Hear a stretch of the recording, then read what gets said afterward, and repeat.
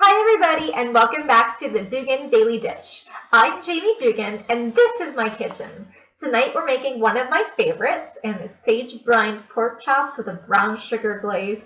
This is so simple and so delicious, you have no idea.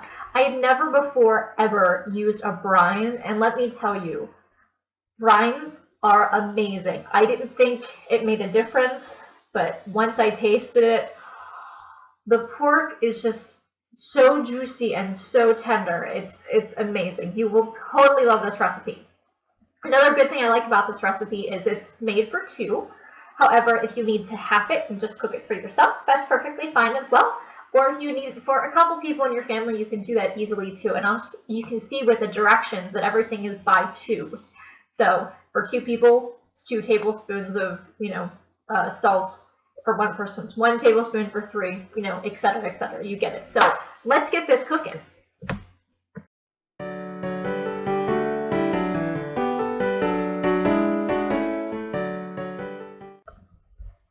Okay, guys, so the first step you need to do is you need to take 1 cup of water.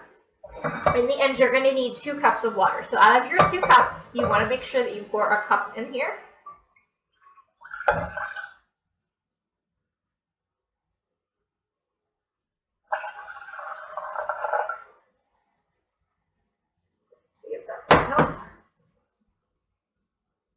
Yep, just about right. Okay, so what you want to do is you want to take 1 cup of water and you're going to simmer this. And you can either do this on the stove or in the microwave.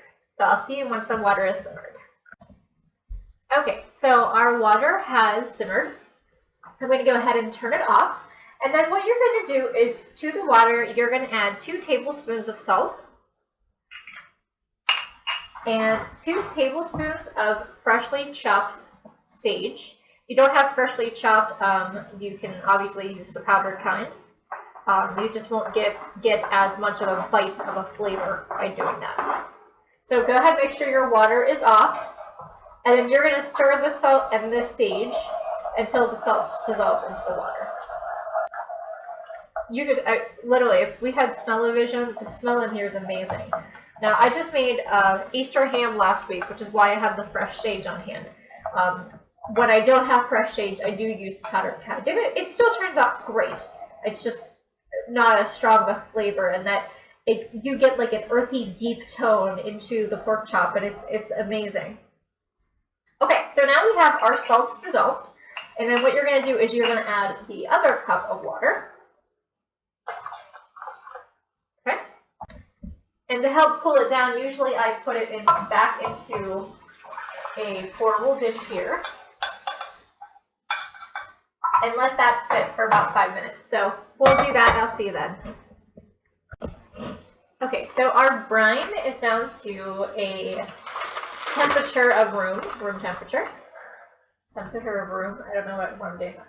I'm only going to make 1 right now, being as my husband is at a rehearsal. And I want to make sure he eats a really delicious meal with the pork chop. I mean, obviously it's reheatable, but it's really awesome if you eat it right out of the oven. So I'm only going to be making 1. So you usually do this in a dish, a glass dish, but I'm going to do mine in a Ziploc baggie, and I'm going to save the other one for him. So all you're going to do is stir your solution around a little bit.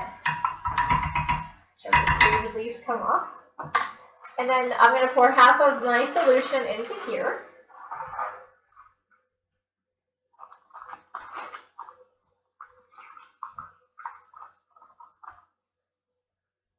And it helps having this in a pourable container, knowing how much I have left.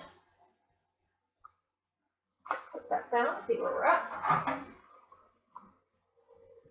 Just a little bit more.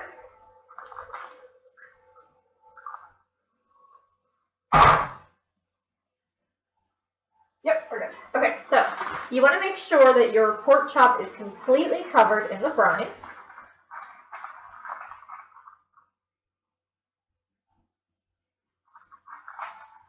Which is why I usually use a glass dish, but if it's not completely covered in the brine once you put it in, you want to flip it over halfway through. So this is up to you and your day. See how your day is going. And our pork chop's completely covered on both sides, so I don't even have to worry about flipping it in the refrigerator. But what you want to do is it takes between 1 to 3 hours for the brine to actually do what it should. So if you only have an hour, that's perfectly fine. It'll be just as delicious. The longer it sits, just the more softer and juicier it'll get from having that brine. So I usually let it go about at least an hour. You don't want to go a little bit less than an hour because it won't do as good of a job. So I do between 1 to 3 hours. I don't do over 3 hours because I don't want the brine to waterlog the pork chop, because it's one small pork chop. It's a thick cut pork chop, but there's only 1 or 2 of them at a time, and you don't want to waterlog your meat. And I may not even know what I'm talking about because I'm not a real cook. I'm just a housewife, and I may be giving you the wrong information. But hey, that's up to you to decide. So 1 to 3 hours in the refrigerator. Like I said, if it's not completely covered when you put it in, make sure you flip it halfway through. So I'm going to let this cook for 3 hours, or let it cook. I'm going to let this brine for 3 hours, and then I will see you after that.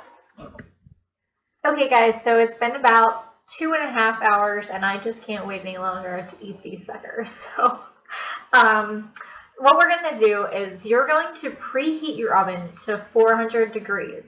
Now before you do that, you want to take a cast iron skillet and put it inside the oven, and then turn on your oven to 400.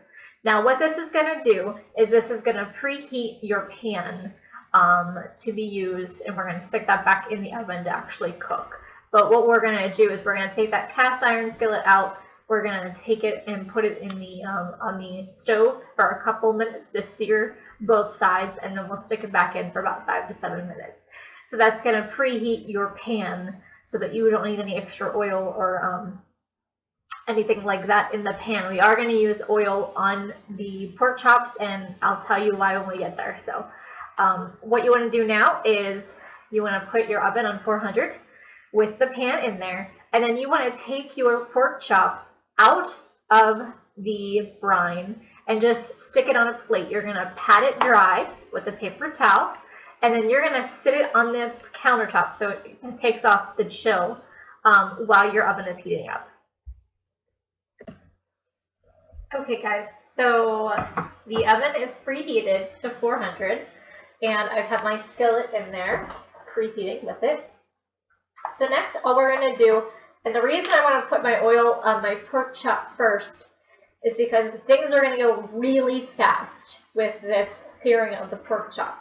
So just drizzle a little bit of vegetable oil on your pork chop, and just use your hands. Lightly splatter that over there, and then flip it over. You probably have enough on your, no you don't, at least I don't. Okay. Alright, so now next step is to take that searing hot pan out of the oven and put it on the stove top. And make sure that you have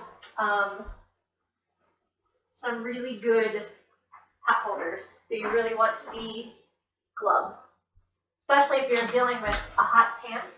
That is a specific type of pan. Okay, so we've got our hot pan here. Your oven door, because you don't want your oven to be cold. Okay, now what you're going to do is you're going to take this, turn your, I want to make sure I don't burn my hand. So I'm going to move this just a little bit so I can turn my heat on. There we go. And you're going to turn this on a medium-high heat. Actually, like a medium. You don't need medium-high. And you're going to take your, if you have 2 of your pork chops, which this recipe calls for, you're going to put them about 1 inch apart on the pan. But definitely doing 1. I'm going to put it right in the center. So you're going to sear this for 3 minutes. And then you've got to move fast after that, so hang with me.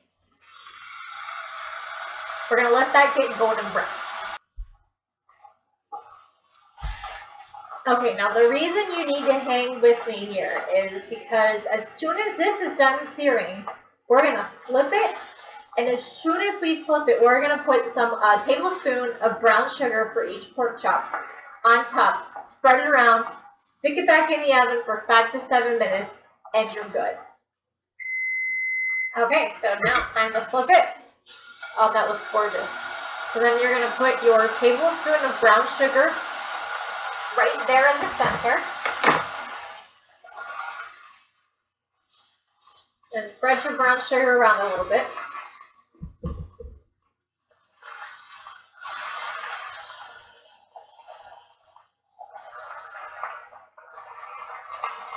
This makes such a delicious topping for a pork chop. I would never have thought brown sugar on a pork chop, but it is amazing.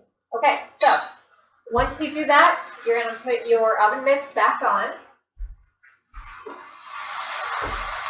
Open up your oven, turn your fire off, and then you're going to cook this for 5 to 7 minutes.